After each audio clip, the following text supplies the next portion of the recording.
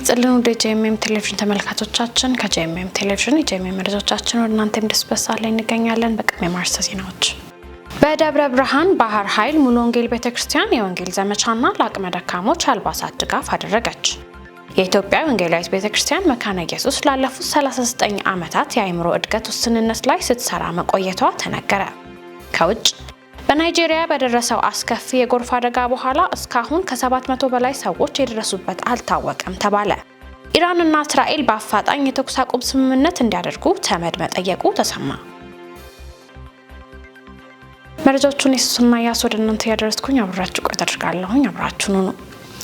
ላለፉት 39 ዓመታት የአእምሮ እድገት ውስንነት ላይ ሲሰራ የቆየው የኢትዮጵያ ወንጌላዊት ቤተክርስቲያን መካነ ኢየሱስ ማዕከል እገዛ እንደሚያስፈልገው የማዕከሉ አስተባባሪ ጥሪ ያቀረቡ። የኢትዮጵያ ወንጌላዊት ቤተክርስቲያን መካነ ኢየሱስ የልማትና ማህበራዊ አገልግሎት ኮሚሽን የአእምሮ እድገት ውስንነት ላለባቸው ልጆች የተለያዩ ትምህርቶችና ስልጠናዎች የሚሰጥበት ማዕከል አለው። የአእምሮ እድገት ውስንነት በተለያዩ ምክንያቶች የሚከሰት በግላዊና ማህበራዊ ክንዋኔዎች ረገድ መዘግየት መሆኑን የዘርፉ ባለሙያዎች ይናገራሉ። አስፈላጊው ክትትል ከተደረገና ግብአቶች ከተሟሉ የአእምሮ ውስንነት ሊሻሻል የሚችል መሆኑን ባለሙያዎች ያነሳሉ።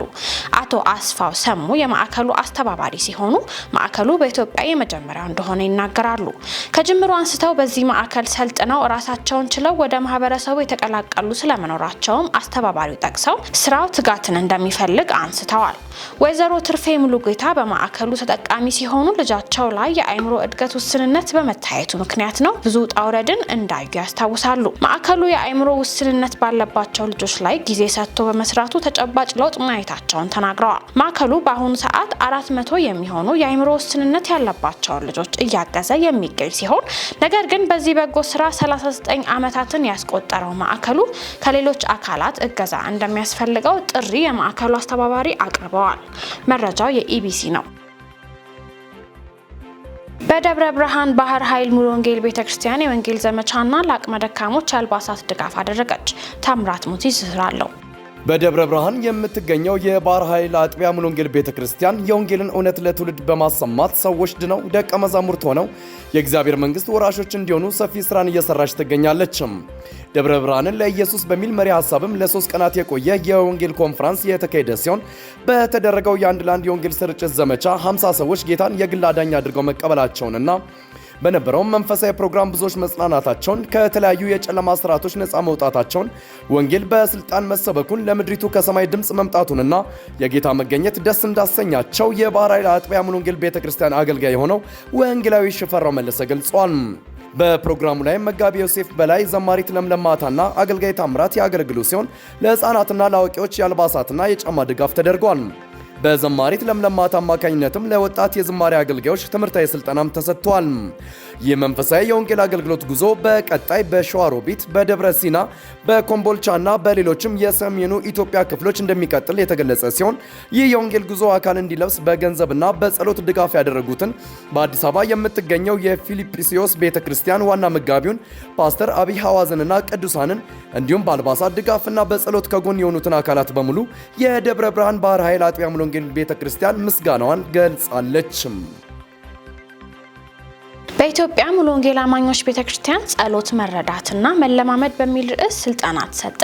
በኢትዮጵያ ሙሉ ወንጌል አማኞች ቤተክርስቲያን በደቡብ ምዕራብ አዲስ አበባና አካባቢው ክልል ለጸሎት አገልጋዮች ስልጠና ተሰጥቷል። በክልሉ ጽሕፈት ቤት በተካሄደው የጸሎት አገልጋዮች ስልጠና ላይ ከ46 አጥቢያዎች የተውጣጡ አገልጋዮች ተገኝተዋል። የክልሉ ፕሬዝዳንት መጋቢ አእምሮ መልካሙ የመክፈቻ ንግግር በማድረግ የጸሎት አገልግሎት በየአጥቢያው እንዲጠናከር መልእክት አስተላልፈዋል።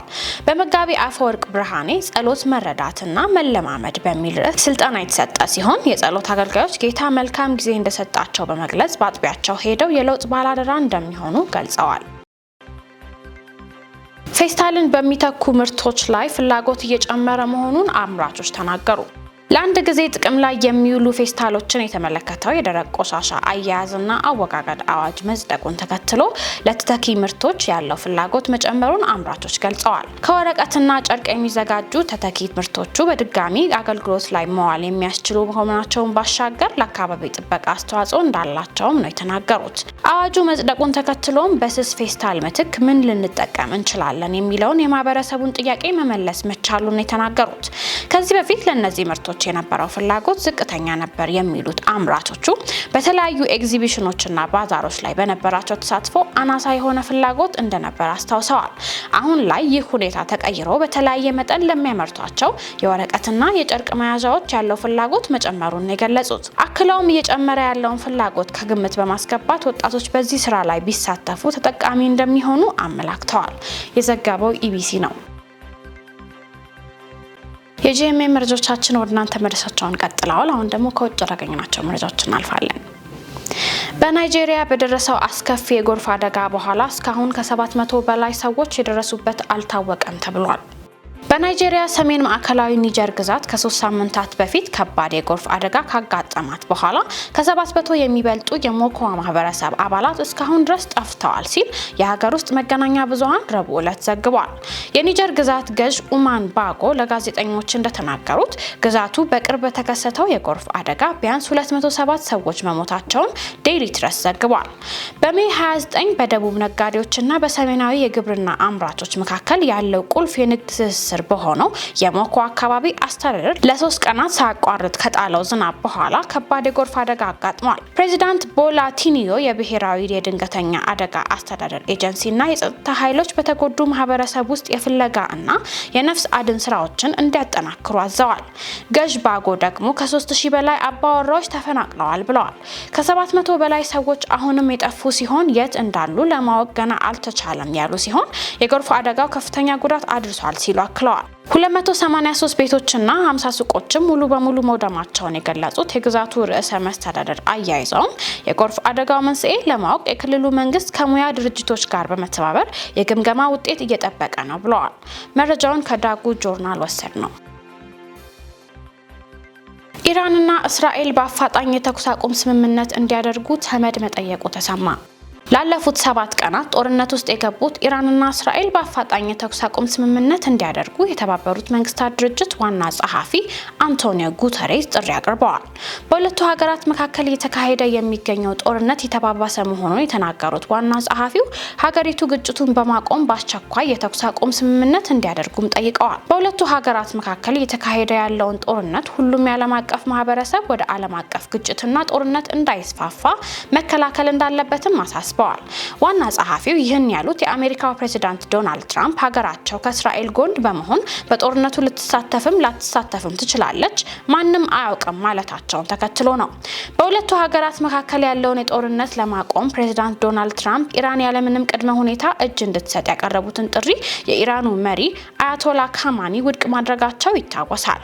በሁለቱ ሀገራት መካከል በቀጠለው ጦርነት ምክንያት በርካታ ሀገራት ዜጎቻቸውን ከኢራንና ከእስራኤል ማስወጣት ጀምረዋል። ውድ የጂኤምኤም ቴሌቪዥን ተመልካቾቻችን እየተባባሰ በመጣው የኢራንና የእስራኤል ጦርነት እንዲሁም በአጠቃላይ ለዓለም ሰላም እንድትጸልዩ እናሳስባለን። በሌላ ዜና የሰው ሰራሽ አስተውሎትን ለጥላቻ ንግግር ማሰራጫ መጠቀም አይገባም ሲሉ አንቶኒዮ ጉተሬስ ተናገሩ። ሰው ሰራሽ አስተውሎትን ለጥላቻ ንግግር ማሰራጫ ሳይሆን ለበጎ ዓላማ መጠቀም እንደሚገባ የተባበሩት መንግስታት ድርጅት ዋና ጸሐፊ አንቶኒዮ ጉተሬስ አሳስበዋል።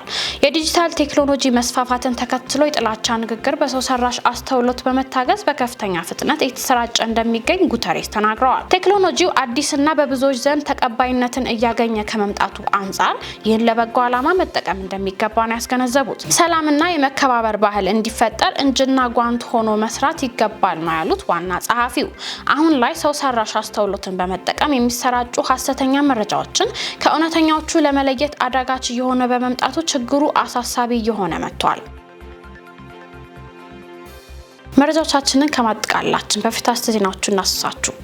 በደብረ ብርሃን ባህር ኃይል ሙሉ ወንጌል ቤተክርስቲያን የወንጌል ዘመቻና ለአቅመ ደካሞች አልባሳት ድጋፍ አደረገች። የኢትዮጵያ ወንጌላዊት ቤተክርስቲያን መካነ ኢየሱስ ላለፉት 39 ዓመታት የአእምሮ እድገት ውስንነት ላይ ስትሰራ መቆየቷ ተነገረ። ከውጭ በናይጄሪያ በደረሰው አስከፊ የጎርፍ አደጋ በኋላ እስካሁን ከ700 በላይ ሰዎች የደረሱበት አልታወቀም ተባለ። ኢራንና እስራኤል በአፋጣኝ የተኩስ አቁም ስምምነት እንዲያደርጉ ተመድ መጠየቁ ተሰማ። ለዕለቱ የያዝናቸው የጂኤምኤም መረጃዎቻችን ይመስሉ ነበር። እኔ ሱስና ያሱ መረጃዎቹን ወደ እናንተ ያደረስኩኝ አብራችሁ ቆይታ አደረኩኝ። መረጃዎቹን ያዘጋጁላችሁ ደግሞ ነጻነቱ አቁማና ዳንኤል አንተነህ ነበሩ። ከቀሪ የጂኤምኤም ቴሌቪዥን ፕሮግራሞቻችን ጋር መልካም ቆይታ